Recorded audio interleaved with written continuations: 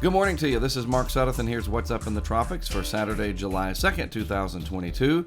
Surprise, we have Tropical Storm Colin there right along the Carolina coast.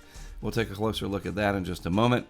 In the eastern Caribbean, we still have our disturbance down that way. And of course, there is Bonnie moving off of the coast of Nicaragua and Costa Rica into the eastern Pacific. And a little piece of trivia for you, because it remained intact, it will keep the name Bonnie even as it moves into the eastern Pacific. It's not going to have the name Darby, which is the next name in the East Pack. It's going to remain Bonnie because it never fell apart completely. It's still the same intact storm, so it'll keep that name Bonnie even as it moves into the Pacific, where it won't be any problem to land masses as it probably strengthens into a hurricane. All right, looking at the satellite animation this morning, there's Bonnie down there moving off of Central America into the eastern Pacific. Here is our eastern Caribbean system, very weak and disorganized, strong upper level winds keeping this in check. A little bit of rainfall, but not enough, especially where you need it. For example, Puerto Rico and the Virgin Islands, a little bit down there, but boy, you certainly need a lot more.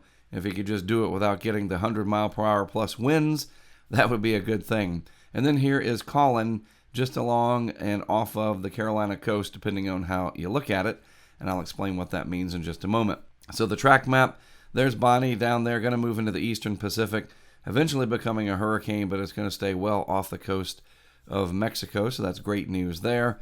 And then here we have Colin up here, and let's zoom in on the track map, and you can see the center of circulation is over land, and the reason it's offset from the track like that, the little skinny black line, that is the intermediate advisory where the symbol is, and so it has moved north and west of the track forecast just a little bit, so it's not aligned.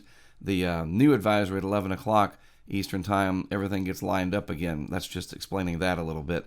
But as you can see, all that notwithstanding, the forecast track is for this to move across eastern North Carolina and out eventually into the Atlantic. It'll have a few impacts, some heavy rain showers from time to time, and maybe, just maybe, some tropical storm conditions along the immediate coast there of North Carolina.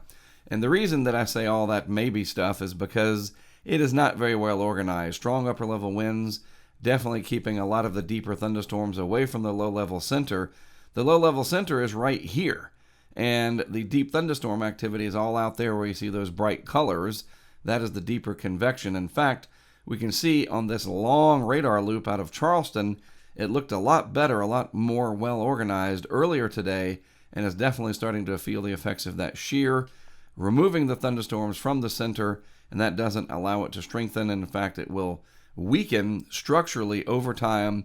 The pressure is around 1,012 millibars, which is not very low at all, but it was producing tropical storm conditions, especially down around the low country of South Carolina, and the National Hurricane Center pulling the trigger on it this morning. I think rightfully so, especially with marine interest out there.